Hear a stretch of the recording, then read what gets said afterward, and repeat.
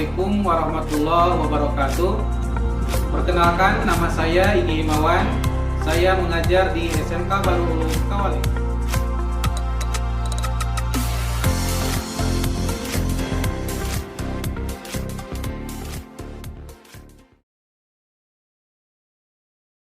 Assalamualaikum.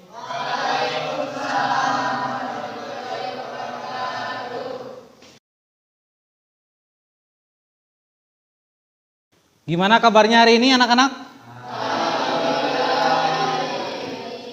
Nah, sebelum kita belajar supaya kita dipermudah untuk mencari ilmu, silakan untuk berdoa terlebih dahulu dipimpin oleh ketua kelas.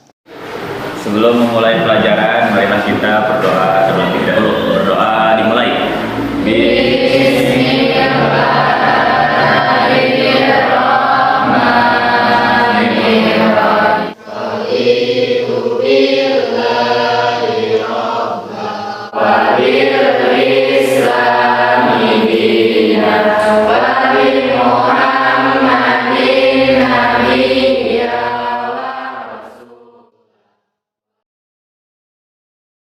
Untuk hari ini ada yang tidak hadir?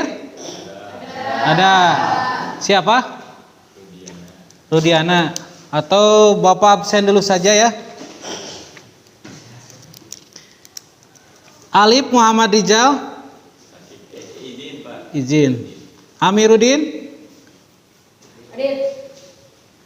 Augi Samsul Fajar. Babas Basiruddin. Siti Fatimah. Putri Zahra. Nah, anak-anak, untuk pembelajaran hari ini kita masih melanjutkan materi bab yang minggu kemarin, yakni tentang energi dan perubahannya. Namun untuk hari ini kita masuk ke subbab materi terkait dengan sumber energi, kemudian energi terbarukan dan energi yang tidak terbarukan ya. Namun sebelum Bapak melanjutkan pembelajaran, Bapak punya pertanyaan ya. Pertanyaan terkait dengan energi terbarukan dan tidak terbarukan. Nah, barangkali di rumah kalian punya suatu benda atau apa itu yang memang memakai suatu energi ya. Di rumah yang menggunakan energi dalam penggunaannya. Ada yang mau menyebutkan? Coba. Saya, Pak. Ya, Dewanti. Contohnya seperti setrika, kipas angin, dispenser, layar televisi, dan handphone. Kelompok ini, ada yang tahu? Saya Pak. Ya, silakan. Contohnya kulkas, terus radio, ada lampu. Ya, itu kan yang memakai sumber listrik ya? Ya. Kira-kira selain daripada yang menggunakan sumber listrik, apa lagi? Kompor. Kompor. Itu kompor apa yang digunakan sebagai sumber energinya? Kompor menggunakan sumber energi gas. Oh iya, gas. Terima kasih. Dari mana? Ngecas HP, nonton televisi, listriknya dari mana? Dari mana dulu? Dari PLN. Oke, dari PLN. PLN dari mana? Pembangkit listrik. Pembangkit listriknya itu dari mana? Memanfaatkan apa tuh pembangkit listrik? Memanfaatkan sumber, bukan sumber sumber energi. Kalau yang kalian tahu, PLN tuh menggunakan sumber energinya apa tuh? Ayanan wae. Ya, gerak. Memanfaatkannya apa? Memanfaatkan apa? Aliran sungai berarti menggunakan sumber energi air. Ya, PLT. Ada lagi yang menggunakan apa? Angin atau kincir atau cahaya matahari. Berarti kalau misalkan oleh angin berarti PLTU, pembangkit listrik tenaga udara. Ada lagi? Tadi kata Ugi, cahaya matahari, pembangkit listrik tenaga surya, PLTS. Seperti itu ya. Jadi tadi kita udah bahas benda-benda apa saja, menggunakan energi apa saja, sumbernya dari mana, ya, sumber yang digunakannya apa. Sudah paham ya? Nah, itu mudah-mudahan menjadi suatu motivasi buat kalian untuk lebih bersyukur, lebih lebih bisa menghemat energi dan sebagainya. Nah, kemudian itu sebagai langkah awal kita dalam pembelajaran hari ini ya. Kemudian sebagai motivasinya Bapak punya video. Video tersebut yang kalian harus coba tanggapi ya. Harus kalian coba tanggapi sesuai dengan pemahaman kalian sendiri ya. Nanti diungkapkan siapa kelompok yang mau bukan kelompok ya, belum kita bagi kelompoknya. Ya, siapa yang mau mencoba mengomentari atau menanggapi video yang akan Bapak sampaikan. Nah, ini judul energinya adalah transisi energi ya di Indonesia. 2019, lebih dari 90% pasokan energi primer di Indonesia berasal dari minyak bumi, batu bara, dan gas. Sementara itu, hanya sekitar 8% bersumber dari energi terbarukan. Di sektor kelistrikan saja, lebih dari 85% pasokan listrik di Indonesia masih berasal dari energi fosil. Karena usaha pembangkitan dan distribusi listrik tidak harus lagi bergantung dari PLN.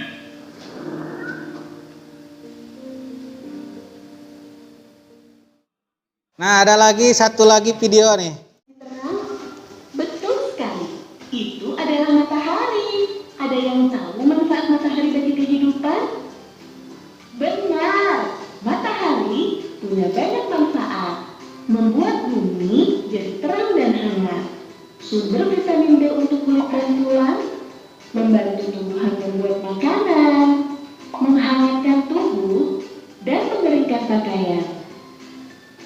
Nah, tahukah kamu, matahari adalah sumber energi paling besar di bumi. Apa itu energi? Energi merupakan kekuatan yang digunakan untuk melakukan berbagai kegiatan. Wah, kalau begitu, matahari bisa digunakan untuk apa lagi sih?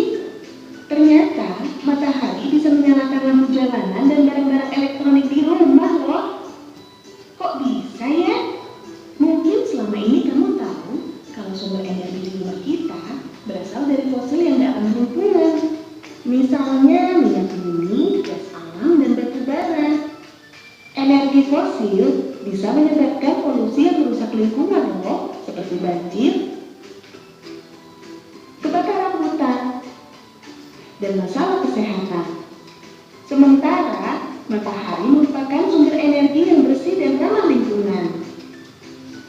Memangnya gimana sih cara mengubah matahari menjadi sumber energi? Lewat teknologi bernama panel surya dengan sistem fotovoltaik. Nah, itu dulu. Ya, ada dua video. Bapak menginginkan semuanya bisa mencerna apa yang disampaikan oleh tadi dalam video. Kemudian coba diungkapkan ya.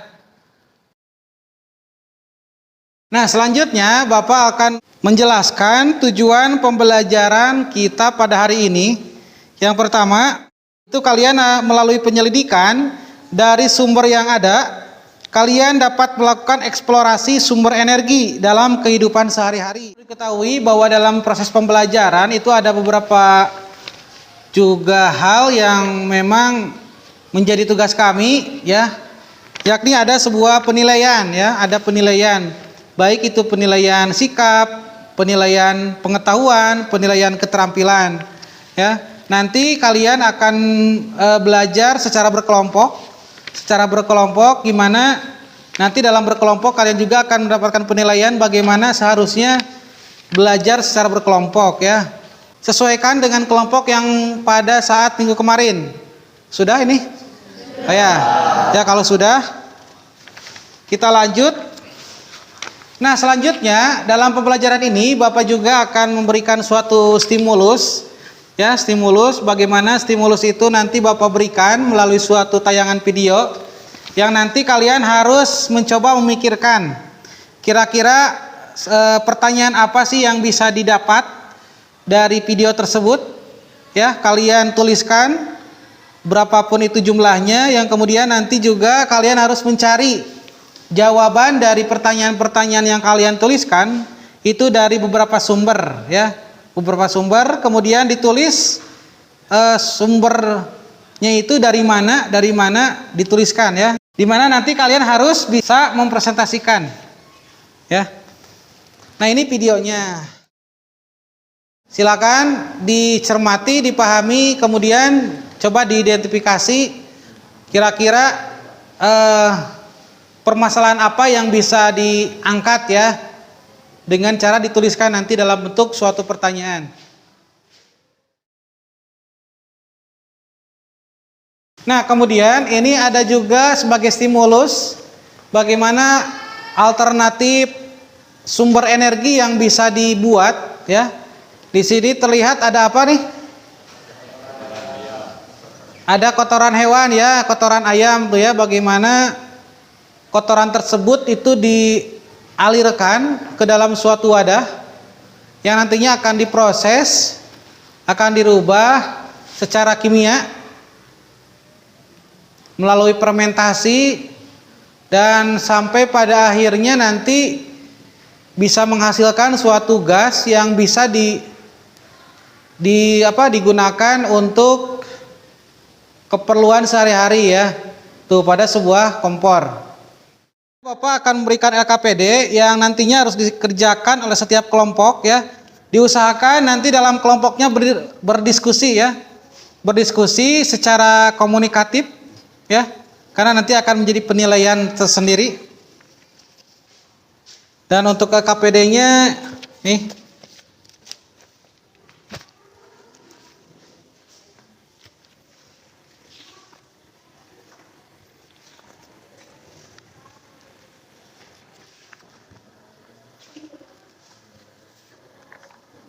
ya silakan dibuka. Kemudian di sana sudah ada mengenai petunjuk pengerjaan dari LKPD tersebut ya.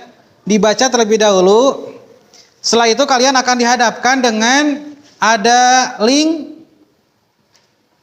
video ya yang kalian harus coba akses, dan nanti Bapak akan coba juga di sini diputar supaya nanti kalian bisa mencermati kira-kira pertanyaan apa yang bisa diidentifikasi ya, yang bisa diambil, yang bisa dicari informasinya ya. Kemudian juga ada artikel ya.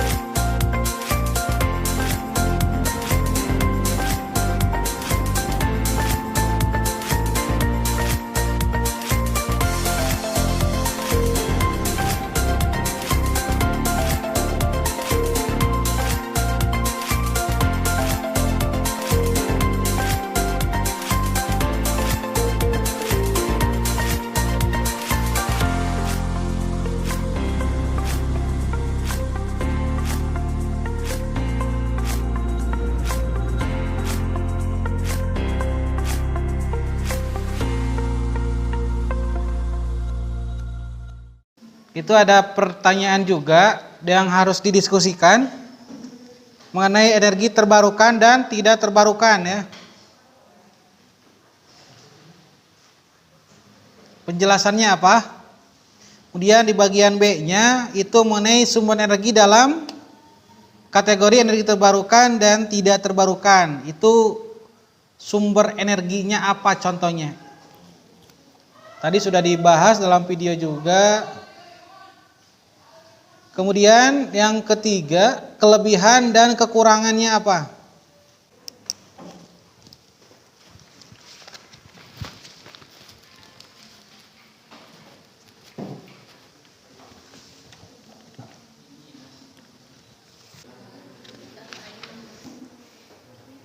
Nah, yang aktif nanti dalam sambil mengerjakan silakan.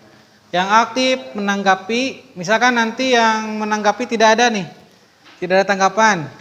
Ya udah dipaksa nungguan ilham oke nanti muncul kan ya wae.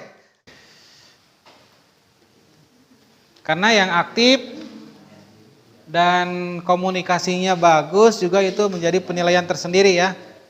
Nah, setelah tadi kalian mengidentifikasi masalah ya, kalian memperoleh pertanyaan dari tadi animasi video yang disampaikan di depan. Setelah itu oleh kalian dicari informasi tersebut ya. Dicari informasi tersebut.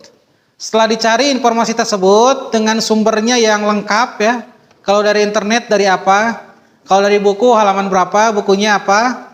Nah, setelah itu informasi tersebut kelola ya. Kelola di dalam LKPD kira-kira itu informasinya untuk yang pertanyaan yang mana seperti itu ya. Sudah beres belum sampai kepada pengolahan informasi? Nah, kalau sudah, setelah itu kalian masuk di LKPD ke tahap memverifikasi ya. Memverifikasi di sini kalian harus mempresentasikan apa yang tadi sudah dicari, informasinya dikelola gitu ya. Disampaikan ya. Disampaikan. Sekarang Bapak buat dulu kelompoknya. Ini kelompok 1, kelompok 2, kelompok 3, kelompok 4. Yang pertama presentasi berarti kelompok 1 ya. Yang nanti yang harus memberikan tanggapan atau komentar itu adalah kelompok 2 ya. Begitupun seterusnya. Kelompok 2 presentasi, kemudian kelompok 3 memberikan tanggapan atau komentar atau pertanyaan ya, yang nanti harus ditanggapi atau dijawab oleh kelompok sebelumnya. Dan selanjutnya terakhir kelompok 4 berarti dikomentari, diberikan tanggapan oleh kelompok 1. Seperti itu dan seterusnya.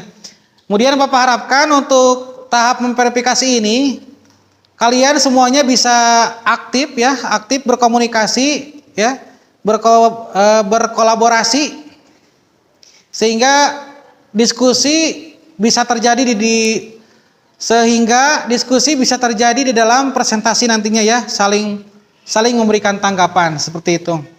Nah, langsung saja silakan kepada kelompok 1 untuk mempresentasikan hasil diskusi kelompoknya.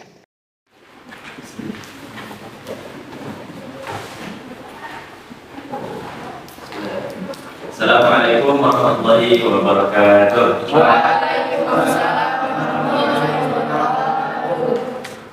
Di pagi ini saya insya Allah dari kelompok 1 akan mempresentasikan hasil kerja kami terhadap masalah-masalah yang kami temukan di dalam video yang telah Bapak tampilkan. Masalah yang pertama adalah mengapa energi listrik penting untuk kehidupan manusia di masa ini. Berikan contohnya. Dan informasi yang saya dapatkan terhadap masalah tersebut adalah yaitu karena tanpa listrik kita akan mendapatkan banyak kesulitan di dalam mengerjakan aktivitas sehari-hari. Seperti yang kita ketahui bahwa di masa ini kita banyak menggunakan teknologi seperti handphone dan juga laptop. Dan itu semua menggunakan energi listrik. Nah, itu dia pekerjaan yang saya kerjakan bersama kelompok 1. Untuk selanjutnya, saya persilahkan kepada teman-teman untuk memberikan sebuah pertanyaan ataupun tanggapan terhadap pekerjaan yang saya kerjakan.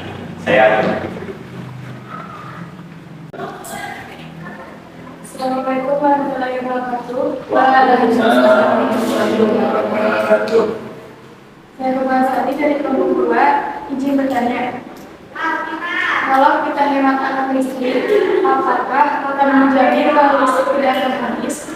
Sementara di Indonesia 90% pembangkit listrik masih Ya, assalamualaikum warahmatullahi wabarakatuh. Oke, terima kasih kepada saudari Kumarasari yang telah memberikan pertanyaan kepada kelompok 1.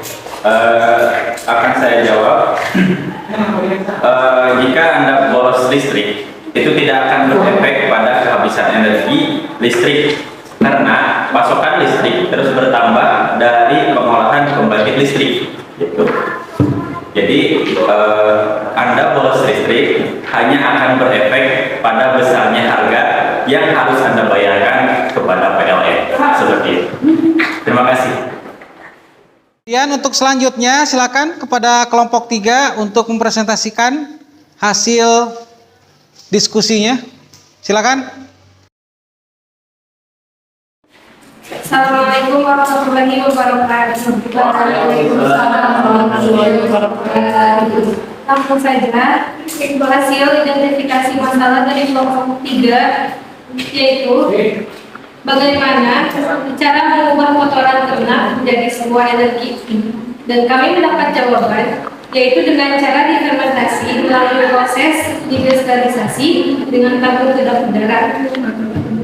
Selanjutnya, di mana turbin angin diproduksi? Jawabannya, sebagian besar komponen turbin angin yang dipasang di Amerika Serikat diproduksi di dalam negeri lebih dari 500 fasilitas manufaktur terkait angin di seluruh Amerika Serikat.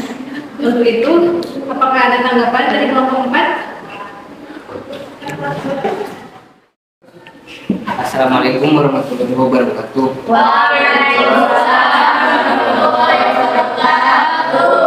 Perkenalkan, nama saya Buas Basirudin dari kelompok 4. Izin bertanya, apa bisa energi yang dihasilkan dari kotoran bisa dipindahkan ke tempat lain, contohnya ke dalam tabung? Cukup sekian dan terima kasih.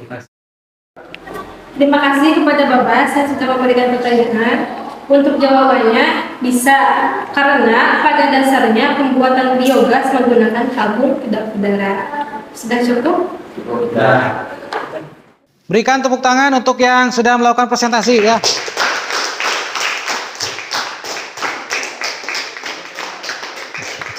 Nah, baiklah, terima kasih yang sudah melakukan presentasi. Bapak ambil kesimpulan ya. Jadi memang kita harus betul-betul paham ya dan bijak ketika menggunakan energi ya. Terutama ketika di rumah ya, jangan sampai kalau misalkan kita mau pergi keluar ya, jangan lupa untuk dimatikan tuh si lampu-lampu yang masih menyala ya. Kemudian ketika mau berpergian menggunakan kendaraan, sekiranya dekat dan memang cukup dengan jalan kaki saja ya. Kalau bisa supaya seolah-olah kita bisa menghemat energi ya di sana. Seperti itu. Kemudian tadi juga dijelaskan bahwa energi itu, sumber energi itu ada yang dapat diperbaharui, ada juga yang tidak dapat diperbaharui ya. Yang dapat diperbaharui itu seperti apa? Ya seperti ada air gitu kan ya. Kalau air misalkan kita bisa memperbaharuinya itu dengan cara misalkan menanam pohon seperti itu ya, supaya pengikatan airnya lebih maksimal seperti itu.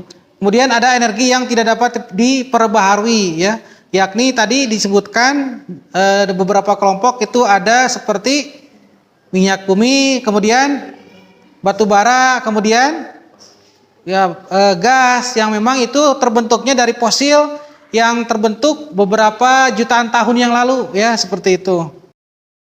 Nah, selanjutnya Bapak harapkan dari akhir pengerjaan LKPD kalian bisa menarik suatu kesimpulan. Kira-kira kesimpulan apa yang didapat dari pencarian informasi tadi ya, dari pengolahan informasi tadi yang sudah dilakukan ya. Kemudian tadi juga sudah dipresentasikan, itu coba ditarik kesimpulannya apa ya. Semuanya harus memberikan kesimpulan ya. Seperti itu. Silakan bisa dimulai dari kelompok 1 dulu.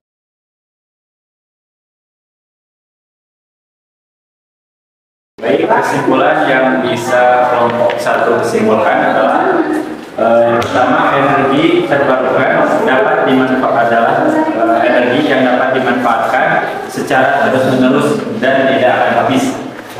Yang kedua, energi tidak terbarukan adalah sumber energi yang tidak tersedia secara terus-menerus, tidak berkesinambungan, dan pada saatnya sumber energi tersebut. Dari kelompok kedua, yaitu energi terbarukan merupakan sumber energi yang diperoleh dari sumber daya alam sehingga tidak akan pernah dapat habis. Memiliki perbedaan signifikan dalam hal berkelanjutan, dampak lingkungan ketersediaan, dan implikasi jangka panjang. Dengan mempertimbangkan pentingnya sumber energi dalam kehidupan manusia, perlu untuk mengadopsi pendekatan yang seimbang antara kebutuhan akan energi yang terjangkau dan berkelanjutan serta perlindungan lingkungan alam. Setelah kesimpulan kalian bisa mengemukakan, jadi intinya dalam pembelajaran ini kira-kira apa yang sudah kalian ketahui dan pahami? Nah, misalkan energi terbarukan apa? Sumber energi yang dapat ditemukan oleh proses alami dalam kurun waktu yang sehari dengan penggunaannya sehingga Contohnya apa? Energi terbarukan apa contohnya? Air, terus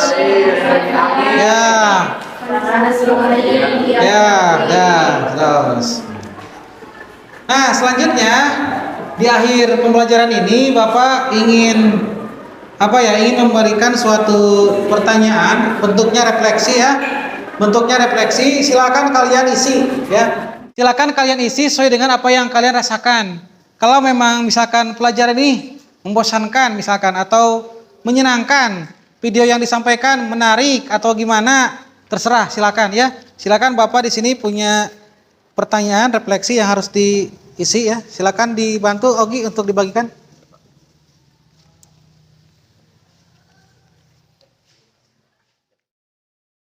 Selanjutnya untuk pembelajaran minggu depan Bapak akan memberikan suatu ujian istilahnya tes sumatif nanti untuk mengetahui sejauh mana pemahaman kalian tentang energi dan perubahannya itu bisa diserap dengan baik ya, seperti itu. Kemudian sebelum Bapak tutup, Bapak ingin memberikan suatu gambaran pemahaman yang mudah-mudahan kita bisa memaknainya dengan baik.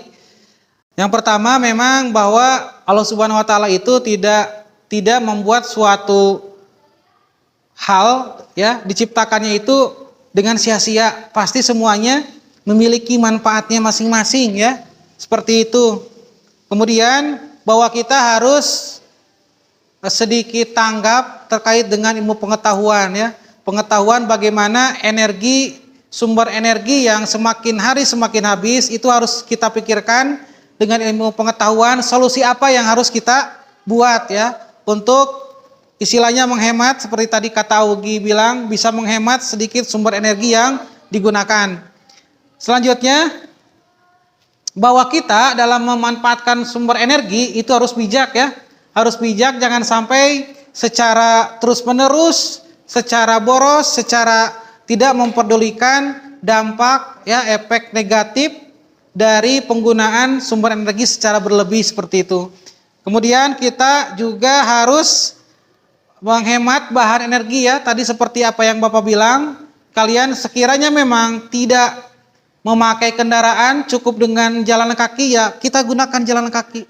Tidak usah misalkan kita cuman pergi ke air gitu kan, ya mules tekuat pakai motor gitunya misalkan. Padahal cuma deket, mau jajan ke warung saja pakai motor, itu kan seperti itu.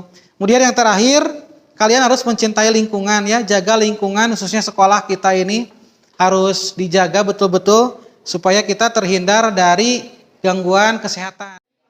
Sekian pembelajaran hari ini. Bapak tutup. Assalamualaikum warahmatullahi wabarakatuh.